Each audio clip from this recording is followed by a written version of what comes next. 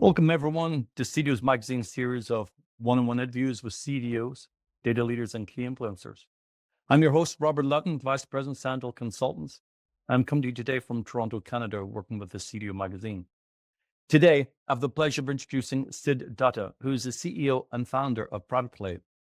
Prior to this role, Sid has been in a data security, data protection, and privacy engineering space for well over a decade.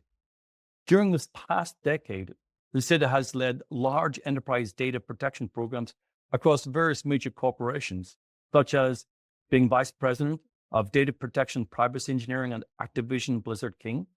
Also, the global head of data protection and applied cryptography at WorldPay. The director of cryptographic services and utilities at American Express. And also, Sid has been on the vendor side as product head of voltage data security at Micro Focus, which is now OpenText. Sid, I also understand, has served on the vendor and industry advisory boards and provides his expertise to startups as an information security advisor. And what was also interesting from my point of view is Sid holds multiple patents in the data security space. So welcome, Sid. Thank you. Thank you, Robert. Pleasure to be here. And thanks for having me. It's a pleasure to have you with us. I think this will resonate with a lot of our data leaders and CISOs out there that in today's digital landscape, the constant evolution of technology has brought unprecedented opportunities for business, but it's also introduced significant challenges, especially in the realm of data security. We all hear, and perhaps maybe too often, about frequent data breaches that continue to plague enterprises, exposing vulnerabilities and undermining trust. And despite the implementation of sophisticated defenses, organizations are still grappling with the question, why do these breaches keep happening? And in the era where data is a critical asset, protecting it has become more complex and vital than ever.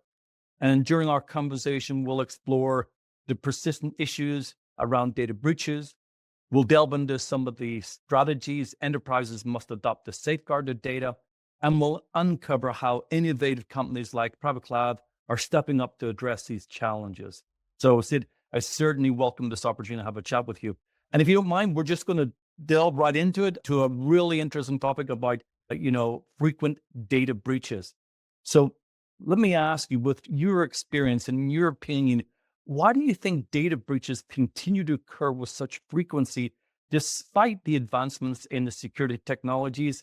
And also, what are some of the common vulnerabilities or oversights within enterprises that make them susceptible to data breaches? Well, that's a loaded question and a great question, of course. And well, it could take the whole day, if we were to kind of spend on the various factors. So, but obviously, there are a lot of things that contribute to data breaches. But maybe the easiest way to answer this, that if you were to kind of cite an example and call out what all things actually went wrong that led to a massive data breach. So there's obviously several examples. Probably let's pick something that happened quite a few years back, the Equifax breach. Right. So how things transpired back in 2017 is that the attackers hacked the consumer complaint web portal of Equifax, and they exploited widely known vulnerability at that time, and that should have been patched. It was the Apache Struts vulnerability, for which a patch was actually available sometime in March of 2017. But Equifax actually failed to patch it, and then the attackers basically were there. And after 2 months of that patch was available, it allowed them to exploit that vulnerability to get in, which actually led them to move from the web portal to other servers inside Equifax's network. Right. So there was also an issue with network segmentation, or microsegmentation, as we kind of call it, where it actually led the attackers move from one part of the network into the other. Now, once they got in, they found some usernames and passwords stored in plain text that allowed them to access the system. So there was definitely a clear, failure in terms of how, secrets, were being managed, at Equifax. And that's like one of the major vulnerabilities that got exploited. Now, when they got the credentials to access the database, and mind you, it was just not one database, it was like multiple of those across, like I think 50 Plus, that allowed them to either go and essentially get access to a lot of personal information, across the United States population. I think it was like 143 million plus. Yeah. A Ref- large data breach. there Yeah. was those big, yeah. And then of course there was like other reports that came out after that. There were even credit card numbers and several others, and outside of the social security and all of the credit stuff that Equifax actually stored. Now, of course, the data that, was stored in these databases were obviously not obfuscated, not encrypted or tokenized, at the field level.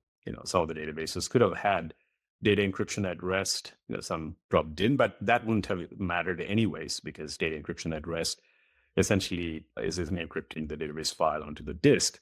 But any user who has access to it, in this case, the attacker is masquerading as an authorized user. Right. For them, the database very happily and transparently decrypts that whole data out. So they basically got that data out and started to exfiltrate. Now, of course, this was a very smart move on their side, that they didn't try to exfiltrate the data at once, because that could have actually created a spike in the traffic patterns. So they were in the network for several months, and then very gradually, started to exfiltrate that data and gradually pulled it out. But typically, network security monitoring tools essentially has the ability to kind of inspect, the payload and decrypt that traffic that's on TLS, and basically take a look at, what's going on in there. And if there's something that's anomalous or suspicious. There was another failure on their part, was that the certificate that was actually used in order to get that decryption done on the TLS traffic, that expired. So they failed to renew that certificate. So obviously that entire traffic that was flowing on and going out of Equifax went entirely undetected. So there was a failure on the machine identity management part as well. So as you can see, there were like multiple things, right, that failed, and eventually it led to this massive breach. And interestingly, even though that was several years back in 2017, so we're talking about like over 7 years now, you would have thought that we have, actually gone past all those trivial, mistakes, but the same issues are very real and present even in current times. And some of the latest breaches that happened very recently, even last month, some of these factors actually played a role into that. But obviously, these are not the only things that. Sure. I mean, I can't believe that, as you say, 7 years on, we are still dealing with some of these issues, that patches are not up to date, that certificates are out of date.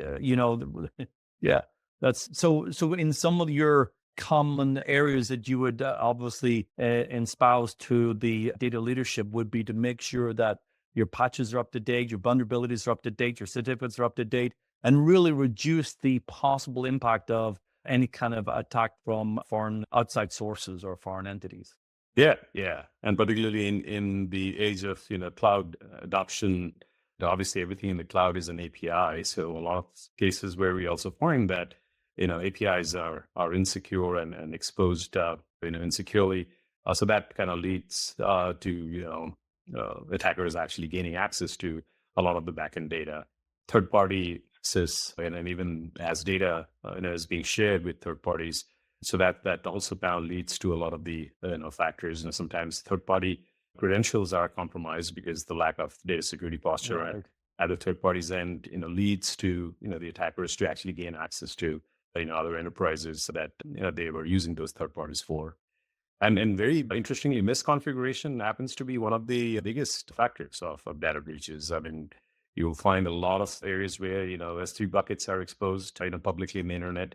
That kind of gets the attackers foot on the door if there are sensitive information or files being dumped into S3, and that's exposed. That gives a lot of easy way for the attackers to take advantage of.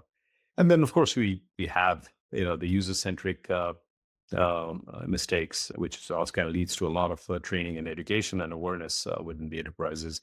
Things like phishing and social engineering. Those are obviously the Still, and they're getting more sophisticated. Those phishing situations, everyone's really faced with that. And actually, maybe we can build upon that from your deep knowledge and experience with building large data protection programs and advising obviously organizations. What do you continue to observe regarding the approach that enterprises are taking to address this across the various sectors. What can you inform us about? What can you say what they're doing? What are they doing right? Yeah, I think it kind of depends, on the company. So obviously, every company is different, and the maturity and the readiness that they have are at varying degrees of sophistication and the resources and the maturity of the programs, so on and so forth. So, in my experience, obviously, the various companies that I've been part of or have been advised or consulted, you could actually see a pretty big range in that whole spectrum. Some Yeah, companies have been, very, very solid and mature in their governance structure. There's a very solid inventory of the applications and the data that they collect, process, store, and share. So in those cases, we've been able to very rapidly, go into data-centric, security measures, which in a lot of cases are essentially tokenizing or encrypting individual data elements, through application level encryption tokenization and persistently, protecting the data as they're being collected and processed, and then eventually whether it's stored or shared across the enterprise or even outside. But some of these measures obviously, take a lot of time, and it's expensive, it's invasive. Not every right. company, is equipped with either the engineering muscle or the funding, and from a cybersecurity budget perspective. So predominantly, I've seen that mostly people have resorted to things like data encryption at rest, and then you're trying to add compensating controls in terms of access control, role-based access control, attribute-based access control. Some are implementing more and more multi-factor authentication, and in other cases you would find that they're trying to implement things like dynamic database masking, so in order to have a very clear delineation between who gets to see real data, who doesn't get to. And so those are one side, but then most of them are still figuring out what they have, which is a big problem. And that's why you see a lot of data discovery and classification initiatives that are happening, and a lot of these DSPM tools are there in the market, helping the enterprises to let them know what do they possess from a risk perspective. I mean, and of course, and it's not a easy task, because one, there's too many of data stores across structured, semi-structured, A and lot, unstructured, yeah. Especially and for then large just having to organizations. go through that entire array, and then basically finding what they have. And the challenge I see is, like, even if you are successful in terms of being able to scan every single data store, which obviously takes months and a year, you get dumped with a huge amount of findings. And then it's basically for someone or a team to decipher through that finding and potentially get to prioritizing, what they should be focusing on, and then figuring out, what adequate level of security controls they would need to put into place, so that the inherent risk, essentially, after the application of those technical or security controls, brings the residual risk to a level that is acceptable. So I think pretty much you see across the whole spectrum. I think one of the things that I like about the zero trust, the principle, John Kindervag, the creator of zero trust, he talks about that you assume that you have been breached, right? Or Right. there's already an attack, and then kind of, work, from that, perspective.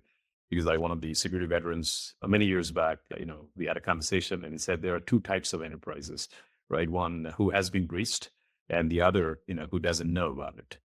Right. They have been breached, but they just don't know about it. On behalf of the CDO magazine, we really appreciate the time, the discussion in depth, and also your knowledge.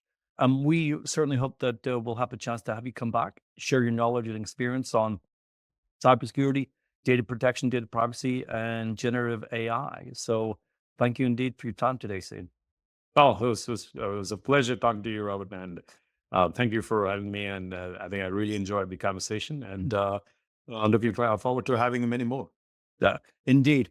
And for our listeners, please visit cdomagazine.tech for additional interviews.